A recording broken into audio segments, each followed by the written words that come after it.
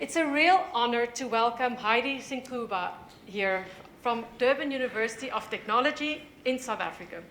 Heidi is an artist, a researcher, a writer, curator, and lecturer whose work moves across sound, performance, and memory, and who treats decolonial practice as a mode of inquiry. One could say as a way of producing knowledge, dialogue, and change instead of merely depicting it. So it's not art as a mirror, but really in this prefigurative sense.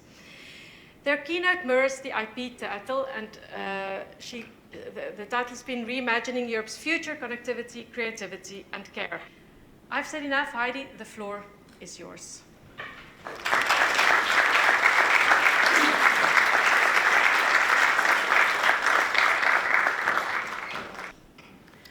Good morning.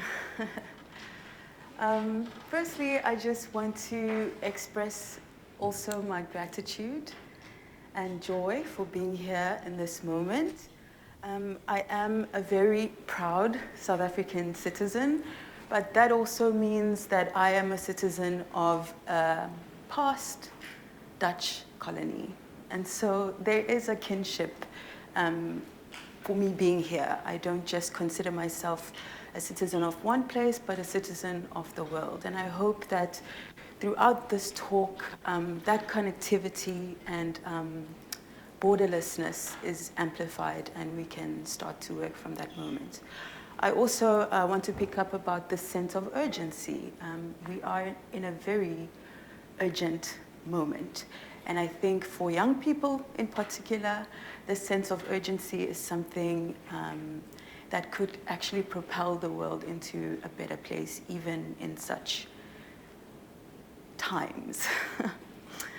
I want to start by reading an excerpt from a manifesto, which I'll read in my own language.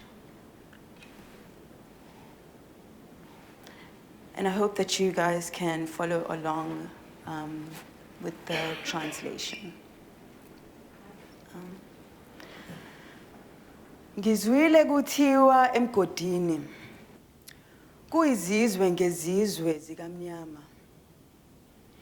Yizo lezi ezivusa amagquma amhlophe. Amangalisa amathonga amnyama. Ngizwile kuthiwa kwakhala imshini kwavela mbibe emnyama. Emqondweni wayo kuhlwile kuhle. Yabanjwa yaphendula imvukuzane. Yavukuza umhlabathi ngabona igoli. Yebo zivukuzile imvukuzane. Kwavela indumdum ezimhlophe. Zafukuzela phansi zakhwela namhla zingangesandlwana.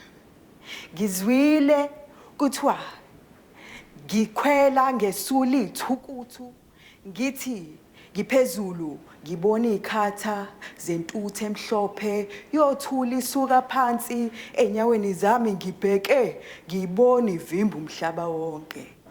Dumani imshini yezinkomponi, dumani kakhulu nakakhulu, vimbezelani ngomsindo wenu singezwakali noma sikhala siqhuma njalo.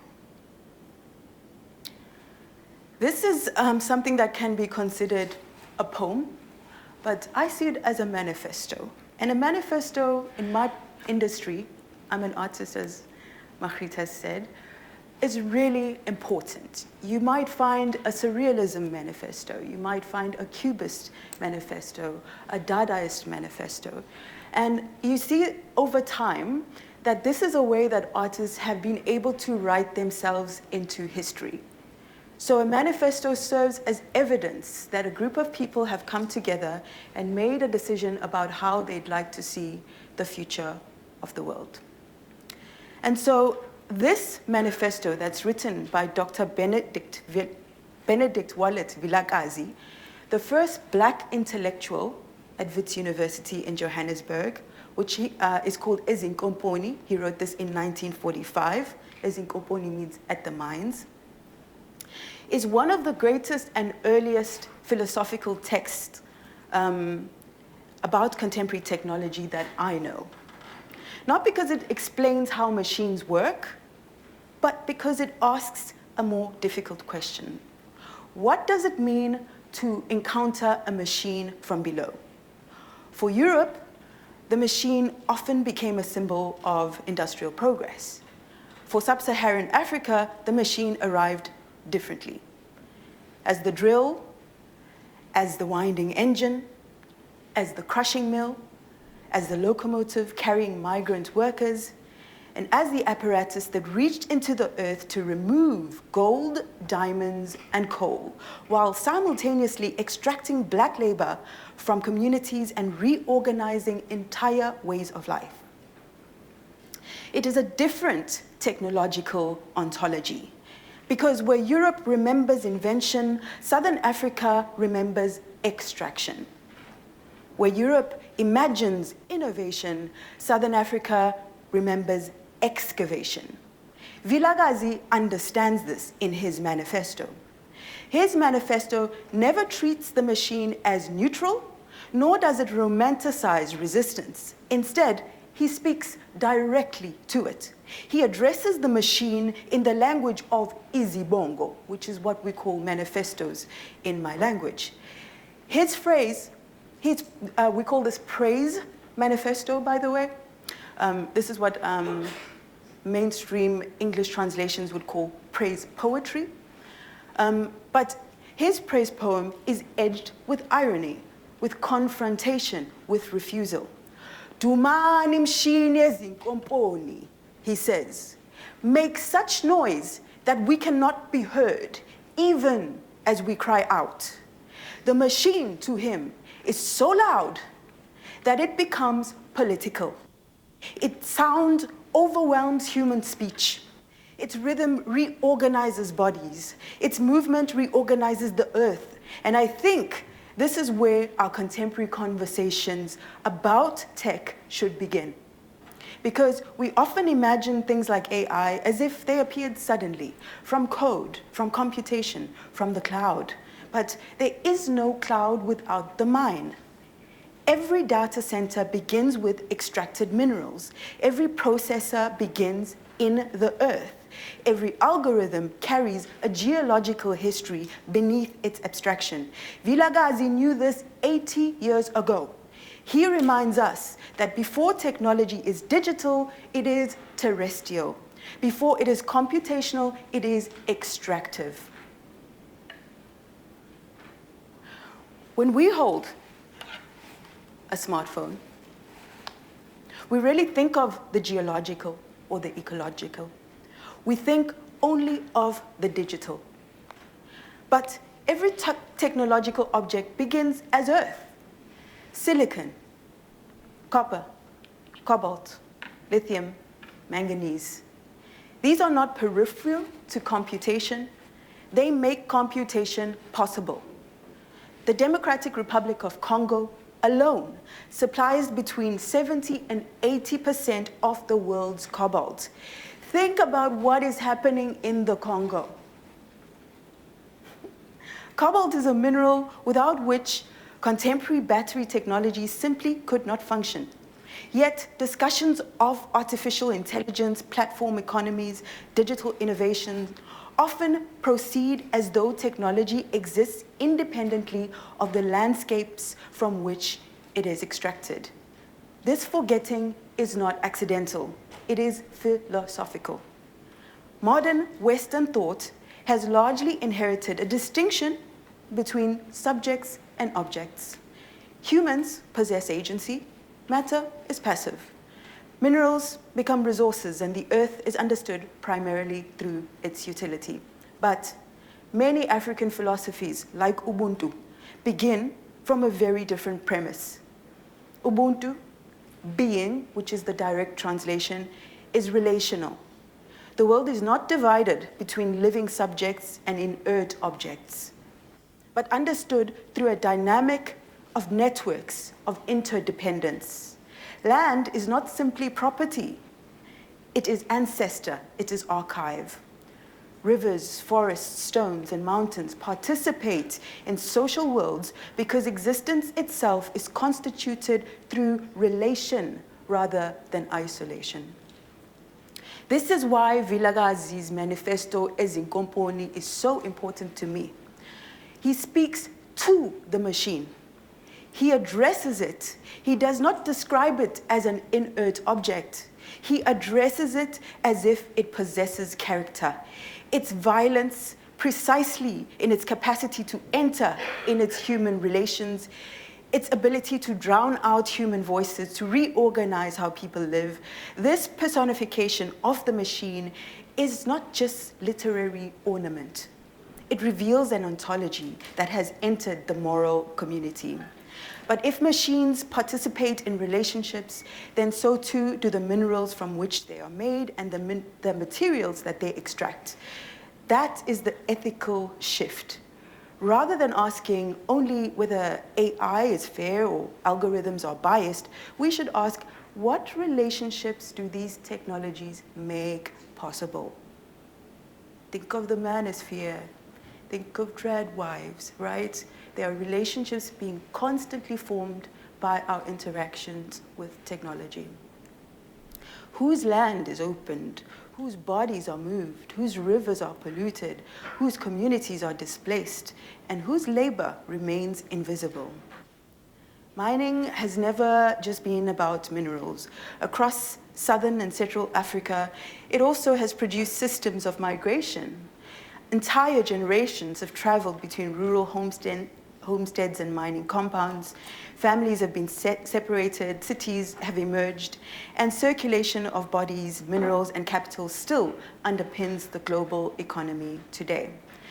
And perhaps if we begin to think differently about this relationship between ourselves and the technologies that we engage with, then we might be able to look at history more responsibly as well. To understand in a more academic sense a little bit better about how these dynamics work,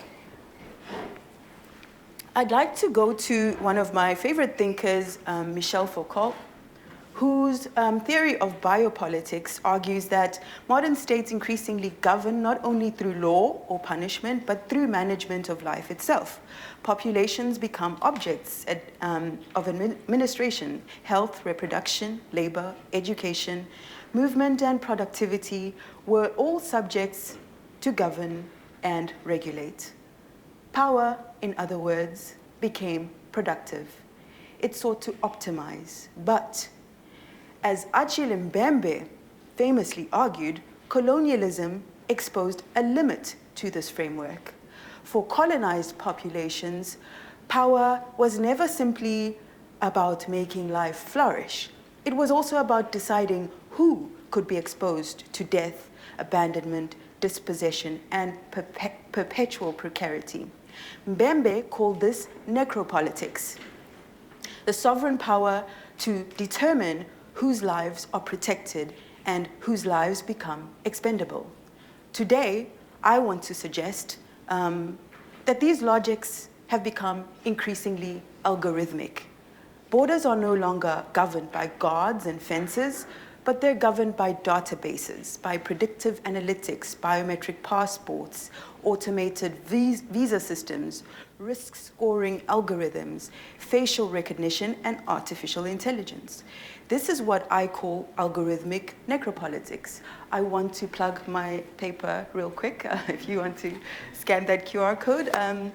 It's called Algorithmic Necropolitics, and it's all about the exclusion of how colonial regimes exclude African people from the freedom of movement, about how different mobilities are assigned to different peoples based on digital infrastructures.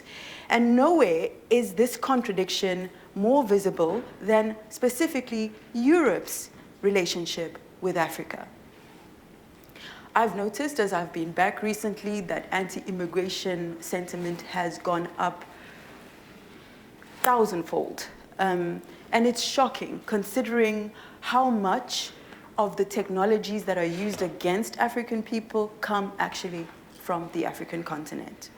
The contemporary digital economy depends profoundly on African bodies, African labor, and African ecologies. African minerals power European batteries. African workers moderate social media platforms, label data sets, and sustain a global AI supply chains. African agricultural workers also even support European food systems. African healthcare workers fill shortages across European hospitals. Yet, the movement of African people themselves remains among the most heavily regulated in the world. The mineral travels more freely than the miner. The data travels more freely than the data worker. The people who generate technological value encounter increasingly sophisticated infrastructures of restriction. This is a feature of contemporary technological capitalism. Europe's future, therefore, cannot simply be imagined through smarter technologies or more efficient connectivity. It must also confront the unequal architectures of movement upon which those technologies depend. If connectivity becomes a universal aspiration, while mobility remains racially differentiated, then we have not overcome colonial infrastructures. We have simply digitized them.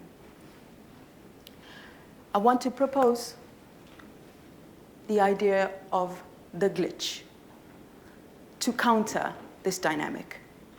Within Black feminist and decolonial thought, affect, particularly rage and resistance, has been understood not as a breakdown of rational political life, but as a mode through which the conditions of domination become knowable. And that is what a glitch does. When a glitch happens, you understand that there's a problem, right? And the instinct is to resolve that. But Black intellectuals have often said that actually, let's use that. Let's use that brokenness, that marginality, to create an outside space. In Audre Lorde's formulation in Sister Outsider, which she wrote in 1984, anger is a loaded response to structural violence. It carries information, clarity, and analytic force, rather than functioning as undifferentiated emotional excess.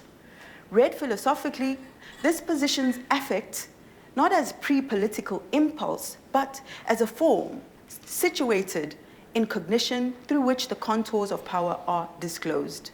This becomes more materially and sensorially legible when placed alongside Benedict Vilakazi's poem, Izinkomponi, where the machine appears not as neutral instrumentality, but as an overwhelming sonic presence.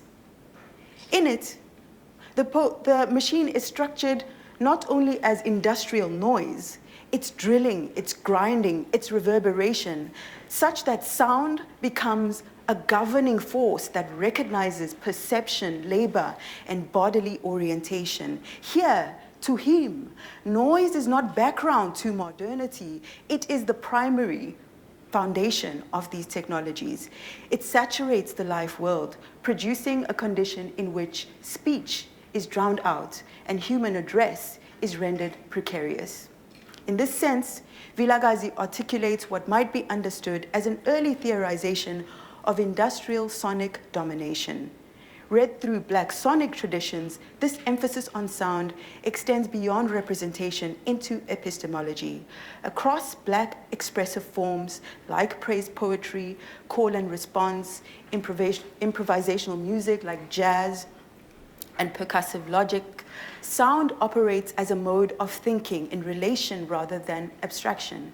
And thinkers like Fred Moten would highlight the break in improvisation, where you think there's an accident, where the loop is not exactly repetitive, where something shifts.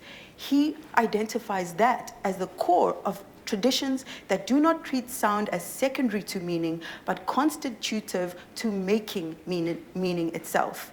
In the same way, we introduced glitch not as a technical malfunction or aesthetic, but as a philosophical method, a mode of interrupting the assumed continuity of systems in order to render audible their conditions of possibility. The glitch in this sense is not outside of technology, it is what allows technology to be heard otherwise, as structure, as violence, and as a field of contested relation. Building on the network of scholars like Legacy Russell, who in Glitch Feminism wrote, "The glitch is not a failure of systems, it is what reveals the system itself." The glitch, more importantly, is not just diagnostic, it is generative. It becomes a decolonial methodology.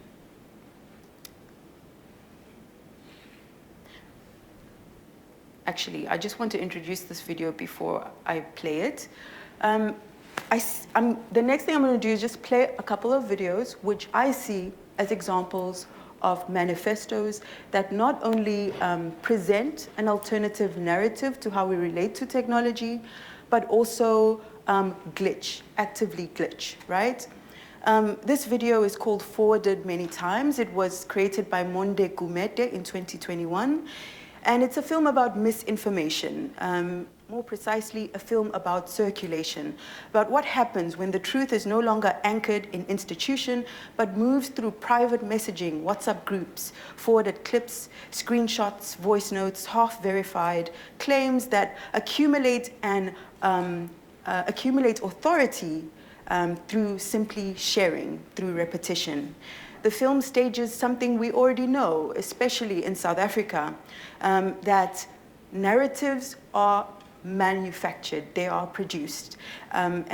This is one of my favorite videos, but also one of my favorite artworks of all time. Hopefully the sound plays. This isn't crime related, but my dog has just gone missing. Please could someone kindly share this on the community group? I'm really, really anxious. They're slaughtering a goat at that new development on Ridgeview Drive. I've contacted the SPCA. I mean, this is just barbaric. We have children in our neighborhood, and we must witness a goat being hung up and slaughtered. I mean, this is just unacceptable. Nonsense.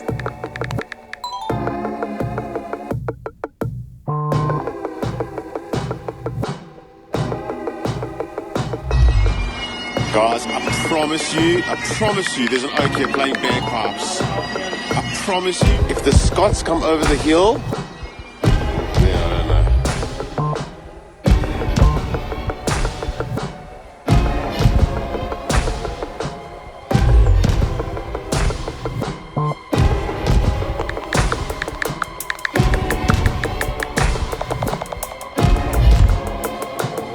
Yeah, it's easier to send a voice note than to... this is more organizing what we think. The fact that they're stealing TVs and fridges and all that, that's just a distraction. They're stocking up the food. They want white South Africans to understand what it is like to be hungry.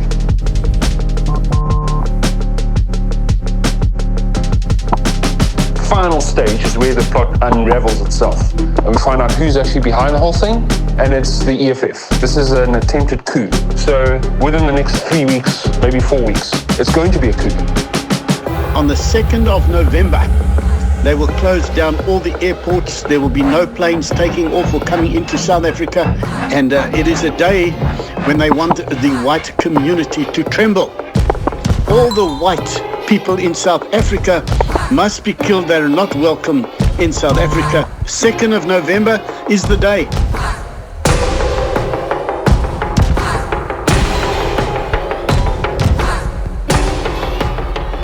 Just wanted to see how you're doing. Yeah, I think Yorkie is just reacting to what he's hearing. There's people who are getting these messages and arming themselves and heeding these calls for violence. 2 black men walking down. 5 black guys. He looks very suspicious. And I think I'm to no good. A very dark chap. Young BN. Double man. Acting very suspicious. Army has just been deployed, shoot to kill basically. Might be up to no good. Let's not pussyfooting around. The white folks are out in their cars and they're just fucking nice up. The Charos, they're shooting the shit out of them. They're not even fucking interested in the conversation. James, lost this shit. The soldiers were shot to kill. People that have fought, please can you guys get them out? On to the top here. There's 15 little fuckers over the road from us. Us versus them. I'm not fucking scared to use it. I don't know, guys. Let's just take a step back here, because let's now not decide that the punishment for poverty and desperation in this country is death.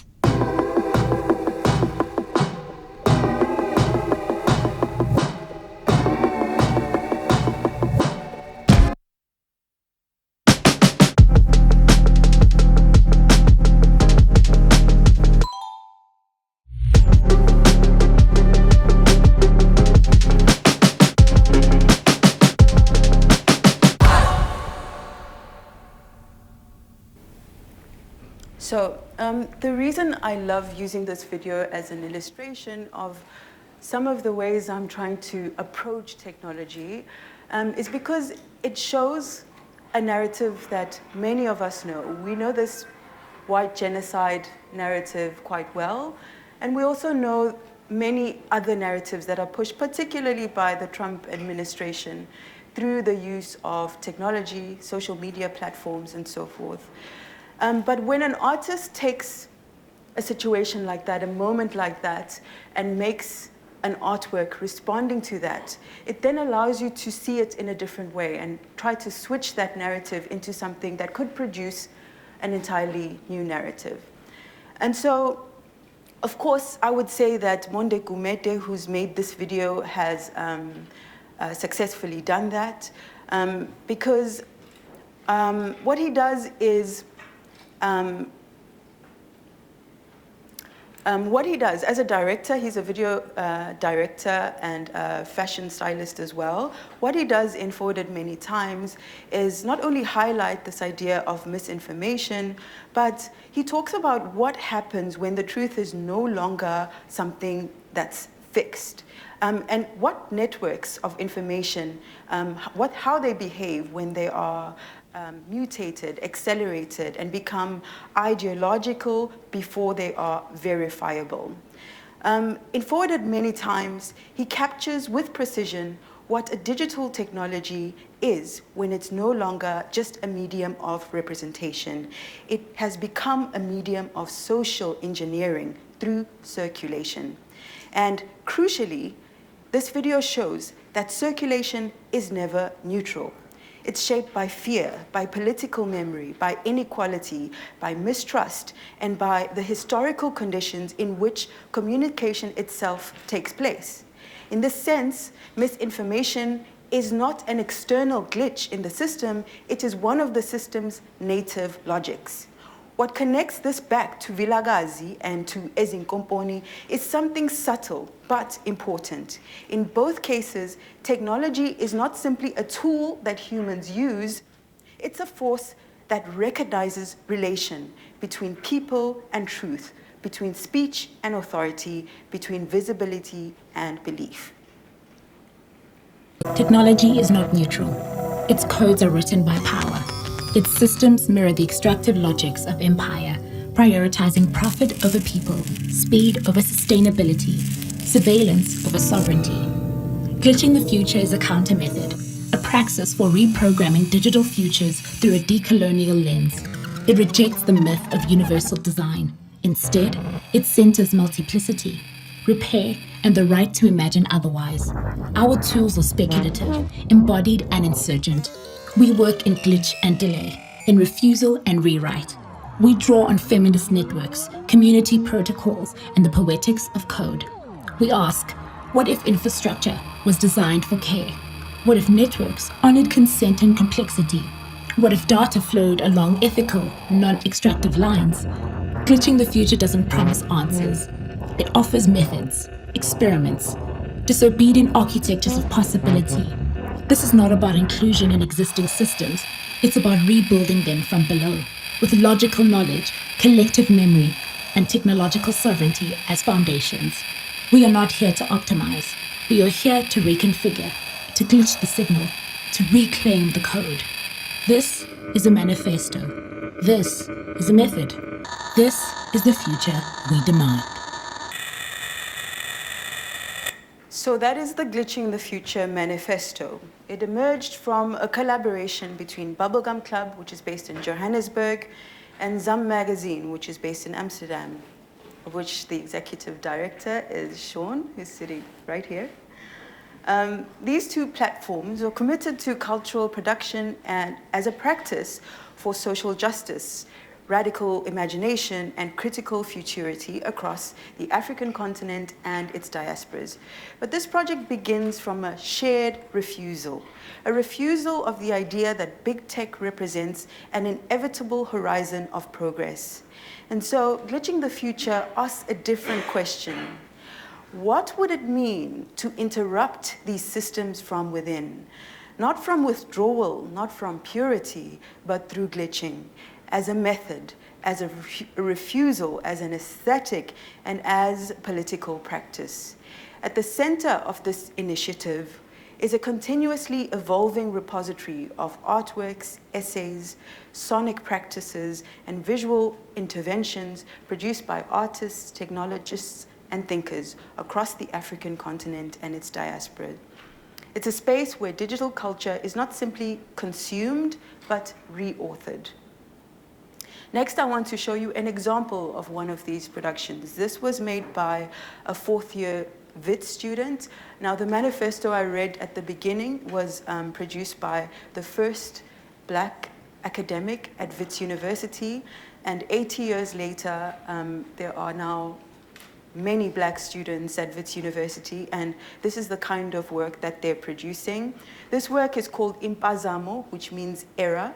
It's produced by Siyasanga Ngqengqeza, who originally studied computer science before she moved to fine art out of frustration that coding platforms privileged European languages.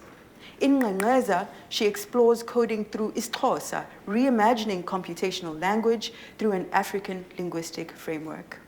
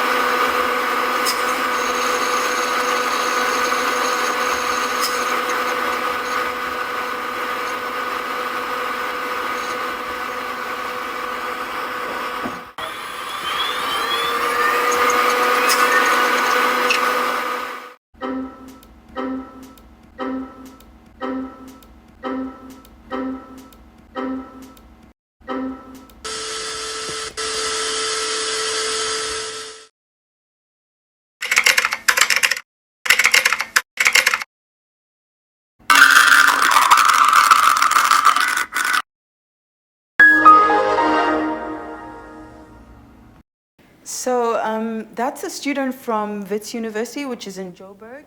But I also want to show a work from a student at the Durban University of Technology, also trying to illustrate the digital divide that even exists within South Africa.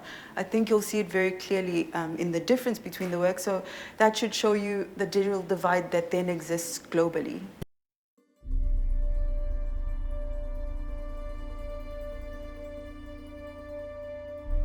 At first, it was only 2 hours, then 4, then entire nights disappeared into the darkness.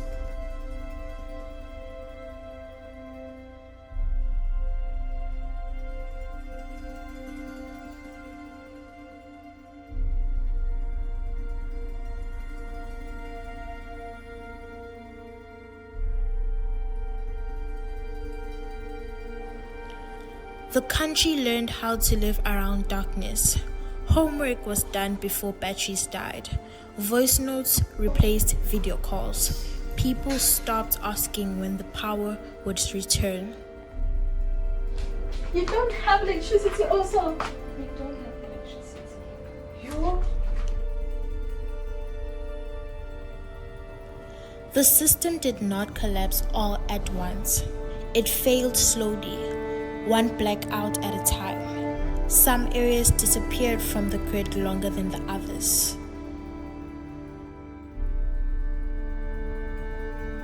South Africans adapted the only way they knew how.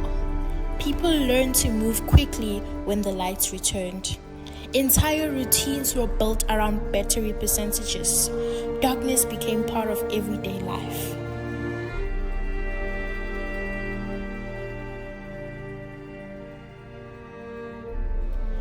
The future was never futuristic. There were no flying cars, no smart cities, only people trying to survive an unstable system.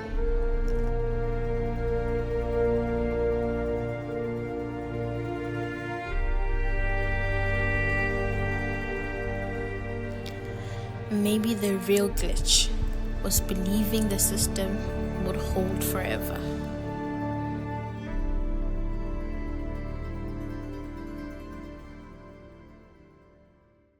I want to close by bringing it back to Europe a little bit. What does this have to do with Europe? Hopefully, it's clear.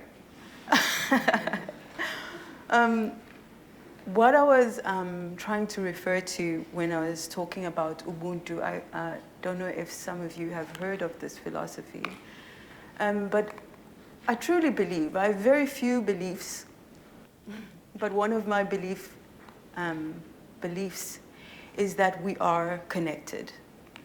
And so I hope that if we, from the African continent, recognize a relationality between ourselves and the European continent, that recognition is returned as well. This is where my students are operating from. As you can see, some of them are privileged enough to be even engaging with coding languages, and some of them don't even have electricity. But all of us are on this planet. All of us are technologists. All of us use technology. And I hope as we move forward, as we continue to engage with technologies, that we keep that relationality in mind. If Europe wishes to imagine futures grounded in connectivity, creativity, and care, then care cannot end at the interface. Care must extend to the earth, to the workers, to the infrastructures, to the histories that make digital life possible. It is an ethical condition of mutual dependence. Every connection carries weight. Every signal travels through matter. Every moment of digital instantaneity is produced through slow, extractive histories that remain unevenly distributed across the globe. If this African philosophy of Ubuntu insists that we begin, then we must begin here. Not with technology as an autonomous achievement of human ingenuity, but as an assemblage of geological, ecological, social, and political relations. Relations that are often rendered invisible in dominant accounts of innovation, but which, nevertheless, structure every possibility of the digital present. From this perspective, technology is not something we merely build. It is something we are already entangled within. This is why Africa cannot be understood as a passive supplier of raw materials or labor to Europe's technological future. That framing repeats the very logic that we are demanded to undo. Instead, African agency, continental ownership, and global partnership must be recognized as intellectual and political, not as add-ons, not as context, but as co-constitutive of the future itself. What emerges from this shift is a different grammar of the digital. If we take this seriously, then the question is no longer simply what does Europe's technological future look like? The question becomes, what kind of world do we want to make? What kind of world is being made impossible? And by what ways do we want to connect? Thank you.